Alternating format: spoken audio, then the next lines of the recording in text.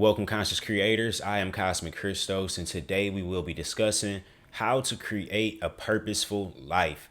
Now, for those of you who are new to this channel, we do discuss self-awareness and purposeful living.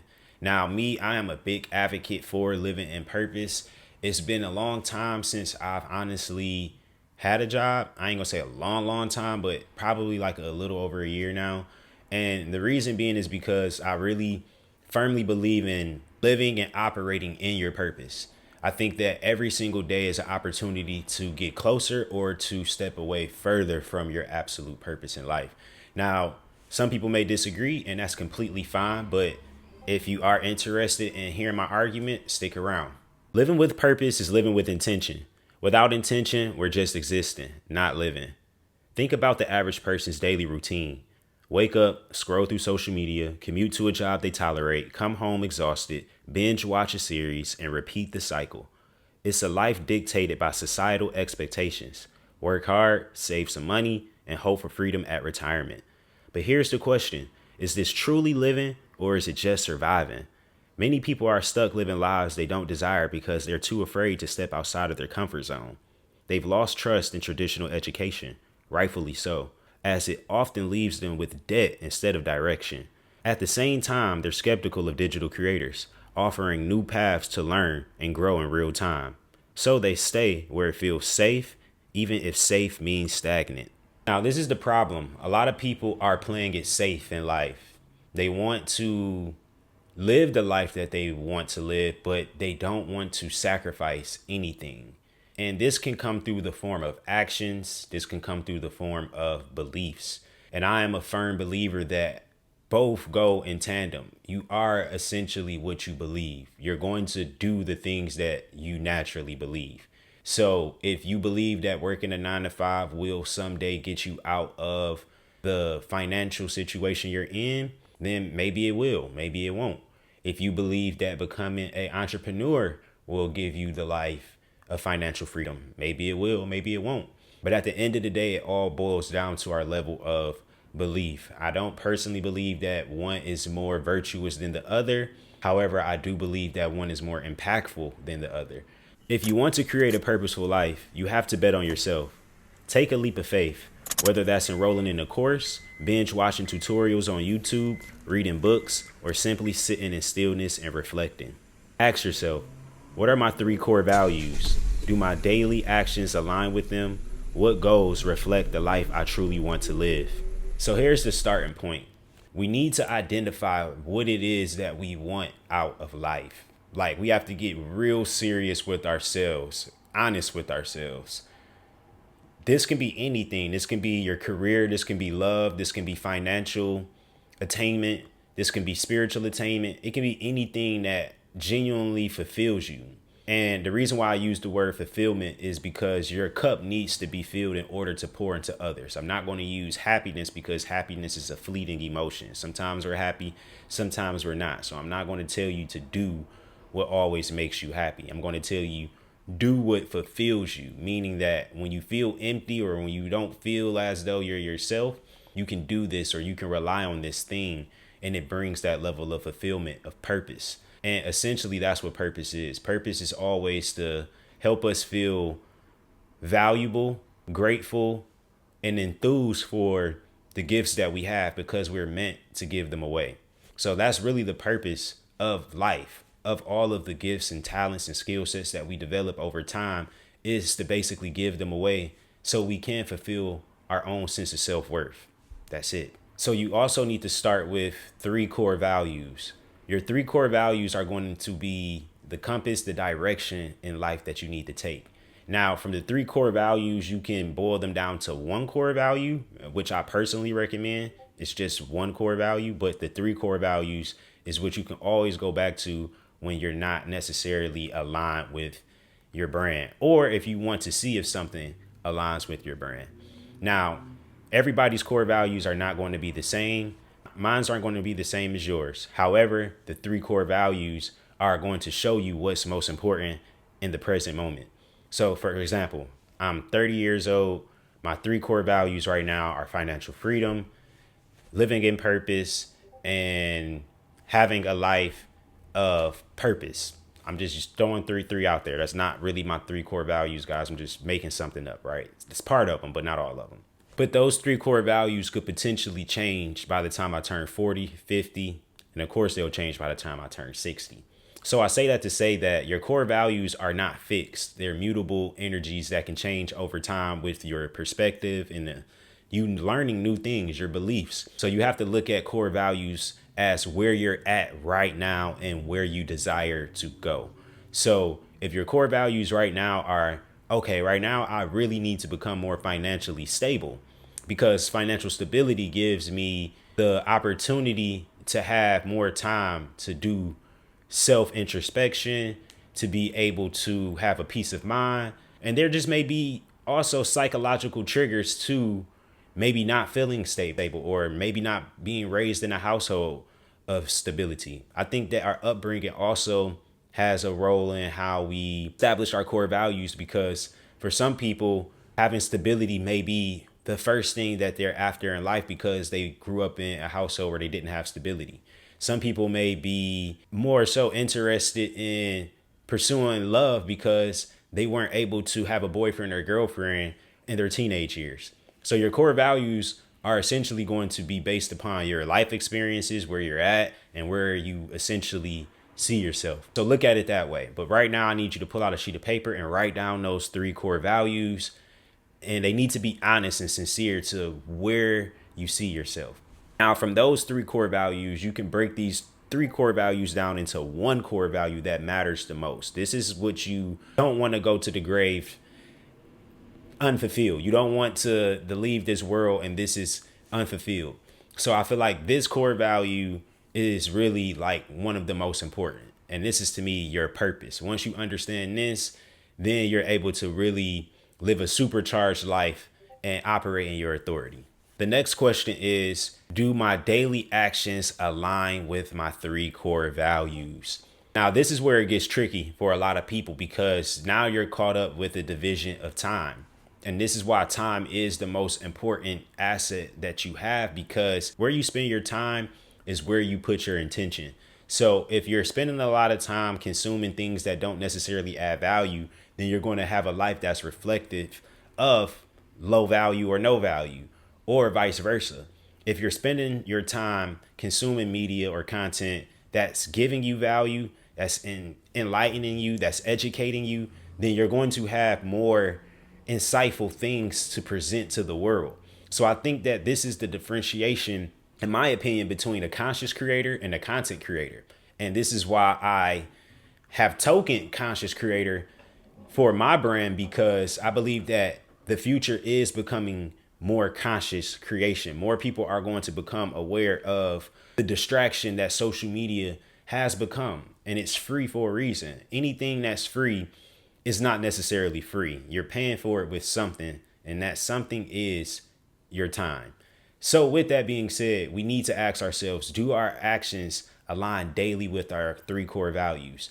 When you wake up in the morning, are you actually establishing habits that can bring you closer to the overall long-term goals that you want to accomplish in life?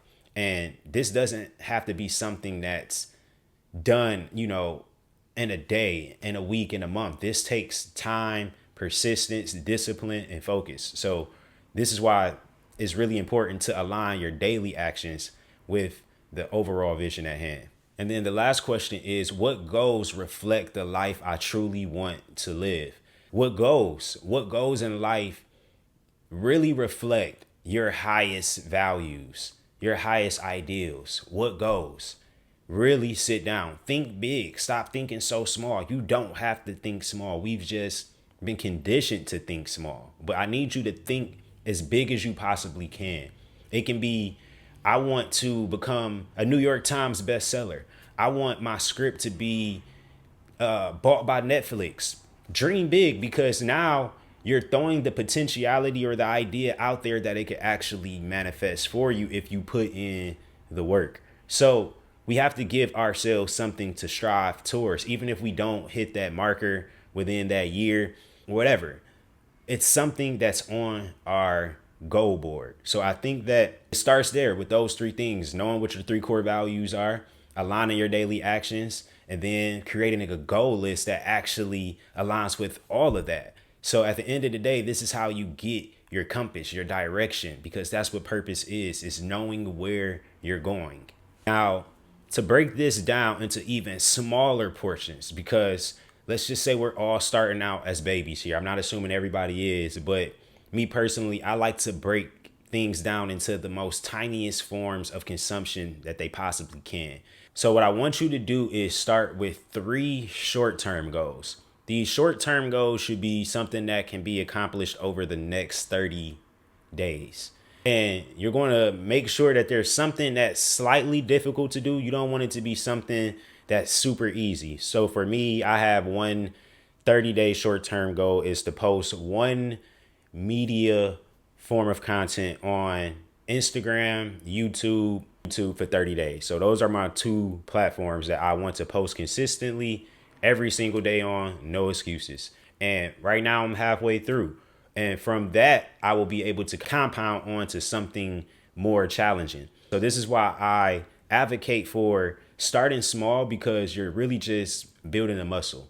And that's really all anything in life is. It's all muscle memory. It's all putting in the reps. It's all practice, repetition. So essentially, we just want to get in there, get our muscles acquainted with what is actually happening, and then being able to say, okay, now I'm ready to move on to the next step. That's pretty much the small step that you could take right now, not putting too much on your plate, but, you know, allowing yourself to get started, to get moving. Now for your 3 long-term goals, same thing. You want to write these 3 long-term goals down, but you want to make sure the long-terms are more so extensions to your short-term goals. So you don't want your long-term goal to be something that doesn't align at all with your short-term goal. So let's say, for instance, I have a long-term goal, which was to launch a website in 2025.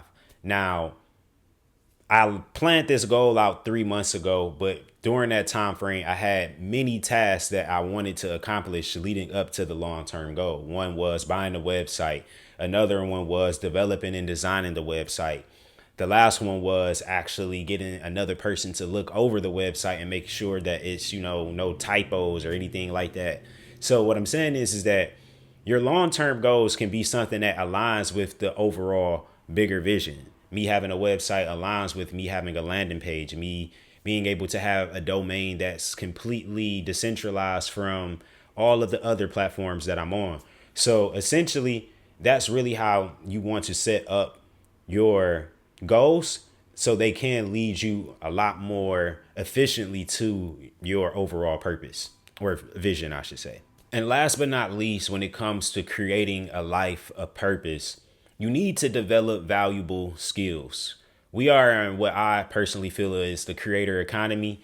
And this is why I advocate for becoming a conscious creator, because the more value that you can offer people, the more value that you will receive in return, the more that you will be able to live a life that is reflective of your value.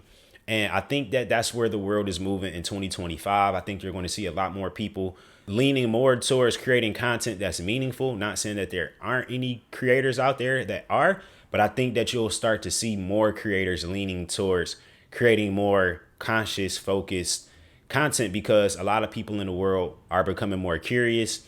They want more self-awareness, more self-help tips, and a lot more people are getting into psychology. So the doors are really opening when it comes to becoming a conscious creator, in my opinion. Developing valuable skills during this time are real essential. And some of those are: 1, writing. Writing is learning how to articulate your thoughts. Writing builds authenticity and shows others the value you bring. Now, me personally, I have been expounding a lot more on my writing. I have been going a lot more in depth on my writing, especially on my captions, on my posts. I've been growing my followers on Instagram threads a lot more faster through writing. So I think that writing really gives you the authority. It gives you more of a voice to expound and speak on your own interests and beliefs. And to me, that's what people want. Some people may want it in an audio video format. Some people may want it in a written format. So I think essentially it's good to have a balance of both. I think writing also helps you get out a lot of those things that's in your head, those ideas.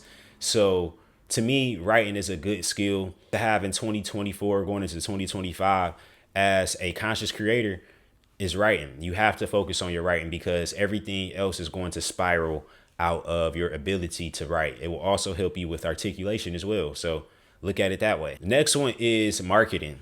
Marketing expands your reach. Marketing ensures your message or product reaches the right people. Now, without marketing, you don't really get seen by the right people or anybody at all.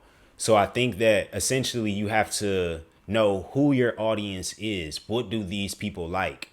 What are they already consuming that is of this context? So for instance, me personally, I just started posting quotes on my Instagram, but they're conscious quotes in a way. I would say they're quotes that, will make you want to actually take some form of action. Now, it's not nothing glitz or glamorous. Nothing, no movement whatsoever. However, when I go look at some of the top performing quotes, I see that they have video in the back. It might be some clouds. It might be just some form of movement. Mines are just static, for instance. So now, for instance, I can say, hey, this is a part of my brand. This is a part of my aesthetic. I don't want to change. But I can say, hey, in order for me to reach a broader audience, I should implement some of these tactics that I see from the top performing videos. So yes, you can still be a conscious creator and still borrow certain tactics and skills that work on content creators pages. I do it all the time. I go to content creators pages. I look at certain things that's working for them, whether that's the way that they place their captions, whether it's the thumbnail for the Instagram reel, whatever it may be. But I'm saying essentially your marketing is going to be the catalyst to how many people you can reach. It's the splash in the ocean. You don't want to do all of this fancy, nice writing. You don't want to put together all of these nice graphics and then you fail at the marketing aspect. And I see this a lot. I'm even experiencing it. However, I'm able to still make the changes. I'm still able to switch different modalities. And I think that that's what's important, is being versatile in your marketing, not sticking with one marketing form. You can do digital media marketing. You can do any kind of marketing that will get more eyeballs and attention on your products or your services. So just look at it that way. My next point is sales. Master this skill to scale your efforts and bring in the resources to fuel your larger ambitions. So without sales, we don't have a business. We don't have a livelihood. We don't have anything. So at the end of the day, a lot of times people try to say money isn't everything, but money is really a lot. It really has a lot to do with the way that we transact, the way that we move. It's just the energy. It's not, what we're supposed to praise and worship, but it's an energy that we must respect in order to do the things that we want to do in life. So I think that essentially you have to focus on sales, because if you're not selling something from yourself, whether you're selling your own product or service, you're selling something for somebody else. And that's just the way that the world of capitalism works. So if you live in a capitalistic society like I do, then you either are going to sell somebody else's product or you're going to be the product. So essentially, these are like valuable skills that I think you could hone in on right now if you want to create a more purposeful life, because without writing, you won't really be able to articulate yourself in a verbal or a written way. Without marketing, you won't really get the eyes on your products that, you could potentially get. And then without sales, you won't really be able to live a financially free life. You'll be tied down to the 9-to-5 construct. So if that's something that, you like, then so be it. If it's something that you don't like, then you need to do something about it. And the only way to do that is to start with your 3 core values, setting small goals, and then taking it, one step at a time. So that's pretty much today's video. Living a purposeful life starts with one thing you already have: your creativity. We are in the creator economy. The key word here is creator. No matter what your craft is, creativity and articulation, marketing, and sales will provide the resources you need to carry out your ambitions. Living in purpose is not about being meek and how we earn money. It is about being bold and how we align money with our values. When you live in purpose, you increase your impact, your outreach, and the community you leave behind. Think about this. If Jesus Christ had remained a carpenter, would Christianity exist today? Your purpose is bigger than you. Your actions today will ripple far beyond your lifetime. Stop waiting for the perfect moment to start. Begin with what you have. Start small, stay consistent, and watch your life transform. Your purpose is waiting. Will you answer the call?